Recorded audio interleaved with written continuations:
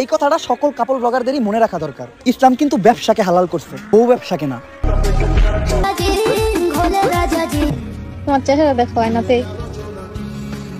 হ্যাঁ গাইস, এখন তোমাদের মনে হতে পারে এই যে গরিবের বাচ্চার বউ মানে টিকটক মারানি বউ আসে কি ওরফে দারাজ থেকে কিনা না উমরান ফায়ারের লাইট ভার্সন কি টোটালি লিপস্টিক হাতে চুরি ফরাই দিতেছে। এখন তোমাদের মনে হতে পারে যে ছেলেটা ঘুমাচ্ছে তাই আমি এটা কাজ করতেছি, কিন্তু না ভাই, এটা আসলে 100% একটা ভুল কথা। এই যে যারা কাপড় ব্লগ করে বউ দিয়ে ব্যবসা করে তাদের প্রত্যেকের এক্স্যাক্টলি তাদের প্রত্যেকেরই এটা করা উচিত। তাদের প্রত্যেকের শাড়ি হাতে চুরি আর ঠোঁটে লিপস্টিক দেওয়া উচিত, কেননা এরা এক একজন মেয়ে থেকে কম না। যাদের পুরুষত্ব নাই, যারা হিজলা, তারাই মেয়ে নিয়ে কাপড় ব্লগ করে, কজ তাদের তো ইনকাম করার মতো সামর্থ্য নাই, শক্তি নাই।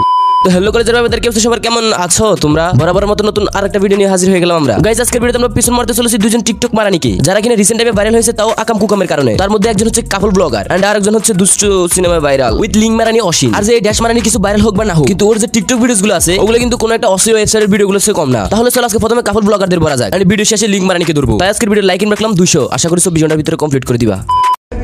আমাকে কিছুক্ষণ তোমার বুকে ঘুমাইতে দিও, চোখ খুললে হয়তো আপন করে নিও। কে ভাই, তোরা কি তোর বউ তার বুকে ঘুমাইতে দেয় না? ভাই আমরা সিঙ্গেলরা মোটামুটি শান্তিতে ছিলাম, যেই না টিকটকে ঢুকে ডলাডলি আর ঘষাঘষি দেখি, তখন আমাদের মনটা চাই একটু বাথরুমে গিয়ে হাত মুখটা ধুয়ে আসি। কিন্তু ভাই বিশ্বাস কর, তোরা যদি টিকটকে এসে ঘষাঘষি আর চিপে ভিডিও না করতি, তাহলে আমাদের মতো সিঙ্গেলরা প্রতিদিন ওয়াশরুমে গিয়ে হাত মুখ ধোয়া লাগতো না।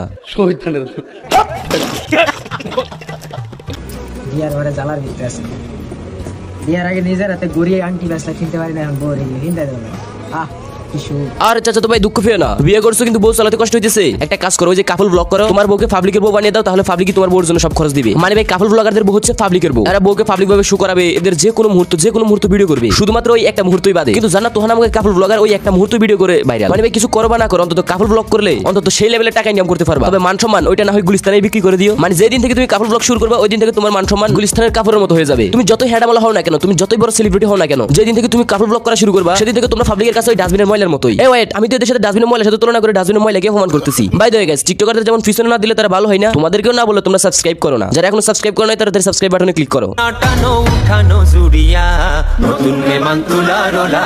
লেউঠালা চাচা তো ভাই বোন দেখি অনেক খুশি, আর খুশি হবে না কেন, আজকে তো তাদের মধ্যে হবে ইয়া মানে বিয়া। এরা দেখতাম আগে টিকটকে ভিডিও করতো 6 মাস ধরে মুরগির মাংস খাই না, 3 মাস ধরে মুরগির মাংস খাই না, 3 মাস ধরে গরুর মাংস খাই না। জায়গায় এক কথা বলে ইমোশনাল চুতিয়া। এন্ড আরেকটা কথা কি, সে আগে নিজেকে উমরান ফায়ারের শিশু হিসেবে তুলনা করতো, সবসময় দেখতাম উমরান ফায়ারকে নিয়ে ভিডিও করতো। তখন মোটামুটি টিকটকার হিসেবে ভালোই ছিল, মানে আদার্স টিকটকারদের মতো এরকম নষ্টামি করতো না, নোংরামি করতো না। যাই হোক আছে কি মাই দিছে আমি খাই না। ভাইরে ভাই, তো আর কয়বার কমু এসে ভিডিও করিস না, আমাদের সিঙ্গেলদের থাকতে অনেক কষ্ট হয়। আর তাছাড়াও ভিডিওতে নিজের মায়ের ফেস রিভিল করতে পারো, তোমার টিকটক ভিডিওতে তোমার মায়ের ছবি দেখাইতে পারো, কিন্তু তোমার বউয়ের ছবি দেখাইতে পারো না। তার মানে কি তোমার মায়ের ফেসের থেকে বউয়ের ফেস দামি? অনুমতি দিলে আমি তোমাকে জামাই বলে ডাকতাম, জামাই। ভাই তোমরা কেউ আমার বলো যে এখানে হাসার কি আছে? এই যে বাচ্চারা এখানে হাসাহাসি করতেছে, এখানে হাসার কি আছে? তোর বউ তোকে জামাই বলবে, এটাই স্বাভাবিক। সবাই কন্টেন্ট না পাইলে আর কন্টেন্টের অভাব পড়লে যা হয়, মুখ থেকে যেটাই পারবে ওইটাই টিকটকের ট্রেন্ড, ওইটাই টিকটকের ব্র্যান্ড। শালা বস্তির ফলা পানি, এখনো সময় আছে, ভালো হয়ে যাও। আগে যেরকম সম্মান পাইতে অলওয়েজ সেরকম সম্মান পাইবে, এসব কাপল ব্লগিং ছেড়ে দাও। তো আজকে কাপল ব্লগারদের দিলাম অল্প করে, কিন্তু নেক্সট টাইম যদি আবার সেম কাজ করো তাহলে ভবিষ্যতে যেটা নিয়ে আসবো আশা করি লুট নিতে পারবে না। চলো এখন লিঙ্ক মারানির কাছে যাওয়া যাক। পানি অনেক পানি ব্যাপারটা। তোমরা কি মনে করো? আসলে আমি বুঝি না যে তোমরা ট্রোল করবা, এই করবা, এই করবা, অসীন আপু সুসাইড করতে যাবে। ফার্স্ট অফ অল ওটা অসীন আপু হবে না, শুধুমাত্র অসীন হবে, কজ তোদেরকে আমরা জীবনও বোন মনে করি না। নিজের ফ্যামিলি আর নিজের বংশের মান সম্মান গোয়া মারার জন্য এরকম একটা মেয়ে যথেষ্ট। প্রথম হচ্ছে তোর ভিডিওটা কি ফেক নাকি রিয়েল সেটা বাদ দিলাম, কিন্তু এই যে টিকটকে এসে ওভার কনফিডেন্স, শুন তুই একটা মেয়ে, তোর অন্তত একটু হলো লজ্জা শরম থাকা উচিত। অবশ্যই কাকে কি বলতেছি, লজ্জা শরম থাকলে তো অন্তত এইসব ভিডিও মেক করতো না।